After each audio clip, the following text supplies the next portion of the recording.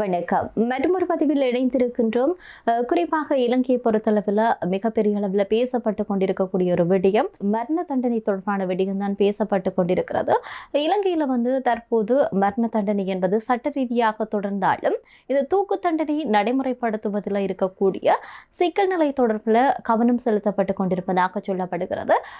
இவை பற்றி அதிகாரப்பூர்வமான விடயங்கள் வந்திருக்கக்கூடிய செய்திகள் என்ற அடிப்படையில் மிக முக்கியமாக இதற்கு பின்னால் இருக்கக்கூடிய விடயங்கள் தொடர்பாக இந்த பதிவில் ஆழமாக பார்க்க போகின்றோம். இதில் யார் யார் சிக்க போகின்றார்கள், குறிப்பாக அண்மைய நாட்களாக இடம்பெற்றிருக்கக்கூடிய விடயங்கள், வெளித்தெரிய வராத விடயங்கள் தொடர்பாக இந்த பதிவில் பார்க்கலாம்.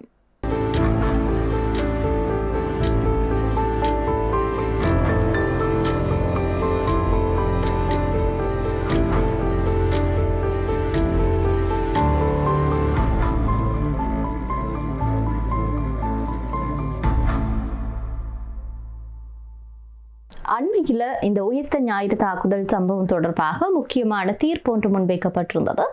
இந்த தீர்ப்பின் அடிப்படையில் தான் சில விடயங்கள் என்பது, அதாவது இந்த மரண தண்டனை கொடுக்கப்படுதல் தொடர்பான விடயம் தொடர்பாக பேசப்பட்டிருந்தது. அந்த வகையில் பார்க்கிற போது உயிர்த்த ஞாயிறு தாக்குதல் தொடர்பான ஒரு முக்கியமான தகவல் ஒன்று, இல்லாட்டி முக்கியமான தீர்ப்பு ஒன்று வெளியாக இருப்பதாக சொல்லப்படுகிறது. எனவே உயிர்த்த ஞாயிறு தாக்குதலுடைய விசாரணைகள் என்பது தற்போது நிறைவடைந்திருக்கிறது. பூஜித் ஜெயசுந்தர மற்றும் பெர்னாண்டோ ஆகியோருக்கு இடையில் தண்டனை, அவர்களுக்கு கொடுக்கப்பட்டிருக்கக்கூடிய தண்டனைகளையும் பார்க்கில் இன்னும் ஒரு சிறப்பு வாய்ந்த வரலாற்று ரீதியிலான ஒரு தீர்ப்பாக வர இருக்கிறது என்ற ரீதியில் பல விடயங்கள் ஊடகங்கள் வாயிலாக பேசப்பட்டு கொண்டிருக்கிறது.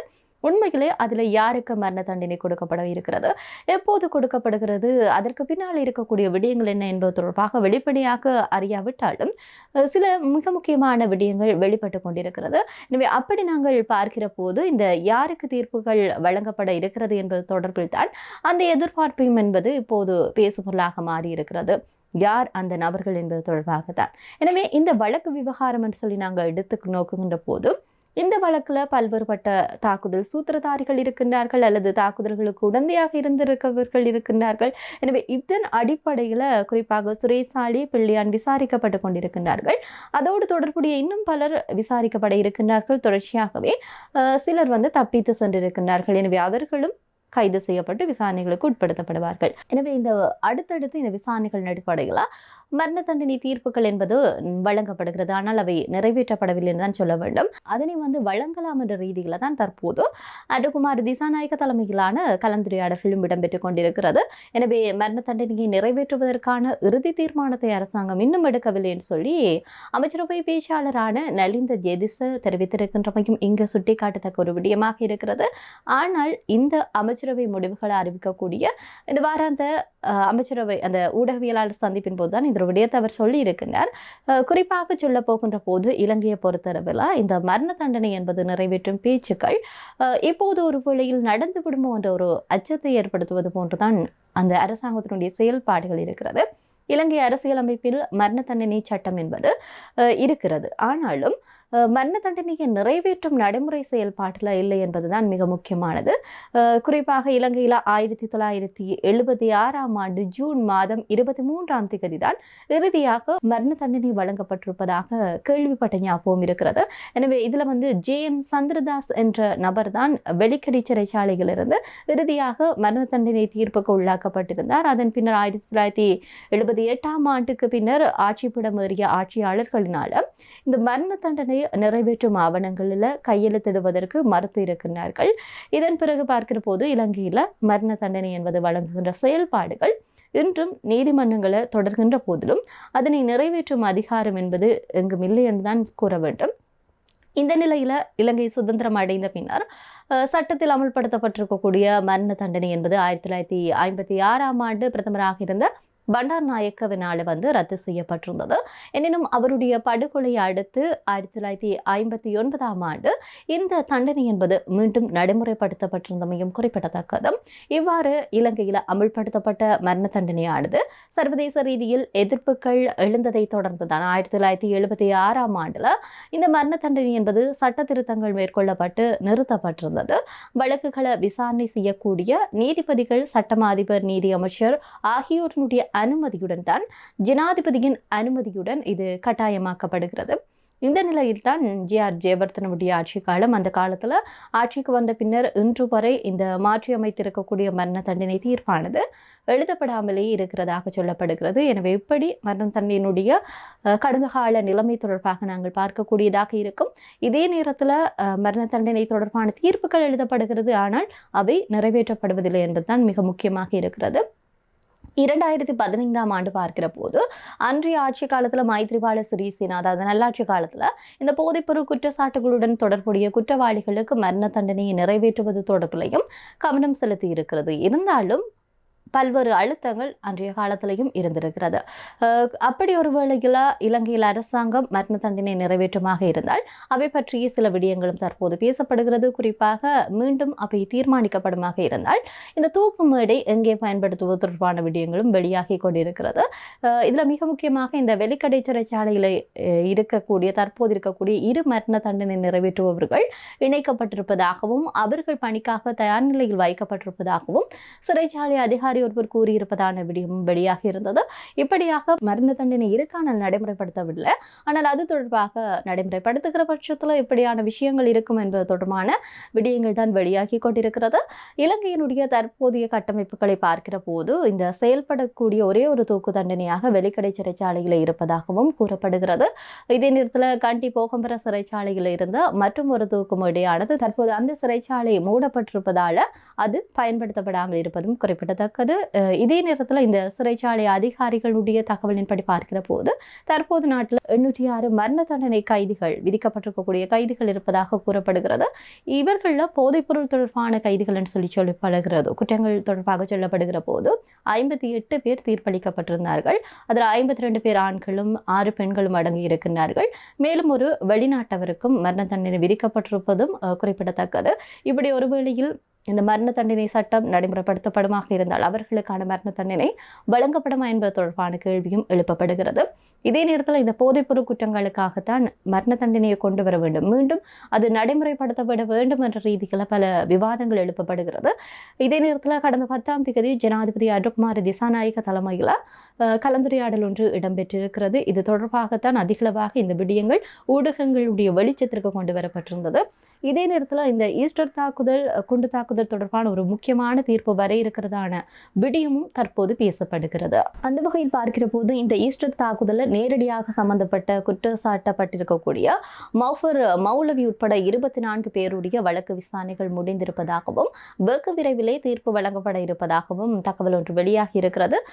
அநேகமாக பூஜித்திற்கும் ஹேமஸ்ரீ பெர்னாண்டோவிற்கும் வழங்கப்பட்டது போன்ற ஒரு தண்டனை இந்த ஈஸ்டர் ஞாயிறு தாக்குதல் நேரடியாக சம்பந்தப்பட்டவர்கள் என்று கருதப்படக்கூடிய இந்த மௌலவி உட்பட 24 பேருக்கும் வழங்கப்படலாம் என்ற ஒரு எதிர்பார்ப்பு இருக்கிறது.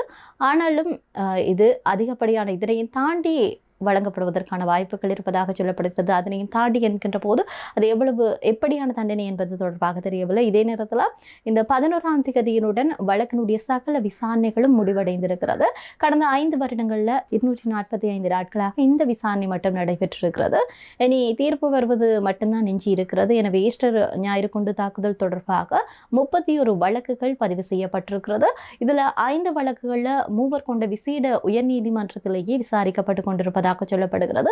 அதில் 3 வழக்குகளுடைய தீர்ப்புகள் என்பது இதுவரை வெளிவந்து விட்டிருக்கிறது. போதுமான உளவு தகவல்கள் தெரிந்தும் சரியாக தங்களுடைய கடமைகளை நிறைவேற்ற தகவலிய குற்றச்சாட்டின் அடிப்படையில் தான் 854 குற்றச்சாட்டுகளுக்கு குற்றவாளியாக்கப்பட்டிருக்கக்கூடிய பூஜித் ஜெயசுந்தர மற்றும் ஹேமஸ்ரீ பெர்னாண்டோ வழக்குகளுக்கு மாவனல்ல பகுதியில் இருக்கக்கூடிய 7 புத்த சிலைகளுக்கு சேதம் விளைவித்த வழக்கில் சப்ரமுக மாகாணத்தினுடைய உயர்நீதிமன்றம் 11 பேருக்கும் தீர்ப்பு எழுதிவிட்டிருக்கிறது. இந்த நிலையில் தான் நௌஃபர் மௌலவி என்று சொல்லப்படுகிற மௌலவி உட்பட 24 பேருக்கான அந்த வழக்கின் தீர்ப்பும் பெற இருப்பதாக கூறப்படுகிறது. சாணிகள் எல்லாம் அதிக அளவில் வேகமாக இடம்பெற்றிருப்பதை பார்க்கக்கூடியதாக இருக்கிறது. எனவே இந்த வழக்கு நடந்திருக்கக்கூடிய இடமும் ஒரு முக்கியமான விடயமாக இருக்கிறது. குறிப்பாக இந்த முன்னாள் பிரதி அமைச்சரான காலம் சென்ற சனத் நிசாந்தவனுடைய வீட்டில் தான் இந்த 3 விசேட நீதிபதிகளுடைய அடங்கி இருக்கக்கூடிய வழக்கு தொடர்பாக தொடர்ச்சியாக நடைபெற்றிருப்பதாக சொல்லப்படுகிறது.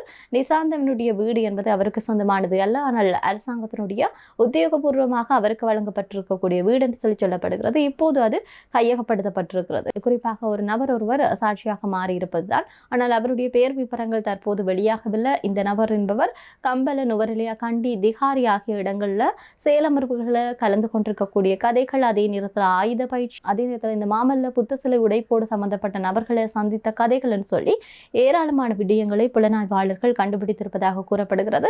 எனவே அவை பற்றிய விடயங்களும் மிக விரைவில் வெளித்தெரிய வரும் என்று சொல்லி எதிர்பார்க்கலாம். இதே நேரத்தில் 2011ஆம் ஆண்டு 10ஆம் வகுப்புல படிக்கும் போதே அத்தகைய நபர் தன்னை மூளைச்சலவை செய்ததாக சில விடயங்களை முன்வைத்திருக்கின்றார். அதற்கு பிறகு தன்னுடைய வாழ்க்கை என்பது மாறியிருப்பதாக அவர் ஒப்புக்கொண்டிருப்பதாகவும் சாட்சியமாக மாறியிருப்பதாகவும் சொல்லப்படுகிறது. அது மட்டுமின்றி கருத்துக்களை பரிமாற்றிக் கொள்வதற்காகவும் விசேடமான சொஃப்ட்வேர் ஒன்று பயன்படுத்தப்பட்டிருக்கிறது.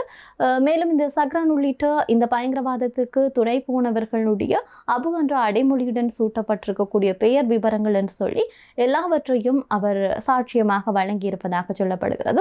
எனவே ஈஸ்டர் ஞாயிறு தாக்குதலை தடுக்க தவறி இருக்கக்கூடிய விடயங்களுக்காகத்தான் அரசாங்க அதிகாரிகளுக்கு மரண தண்டனை என்பது விதிக்கப்பட்டிருந்தது. இந்த நிலையில் மனித குலத்திற்கு விரோதமான ஒரு செயல்பாடுகளுக்கு மிக முக்கியமான மூலியாக செயல்பட்டவர்கள் சொல்லி சொல்லக்கூடிய நபர்களுக்கு எத்தகைய தண்டனைகள் கிடைக்கப்பெறும் என்பது தொடர்பான மிகப்பெரிய ஒரு கேள்விதான் இருக்கிறது. எனவே கொடூரமாக இப்படியான தாக்குதலை செய்தவர்களுக்கு எப்படியான தண்டனைகள் கிடைக்கப் போகிறது என்பது தொடர்பான ஆர்வமும் இல்லாட்டி அவை பற்றி அதிகமாக பேசப்படுவதையும் பார்க்கக்கூடியதாக இருக்கிறது.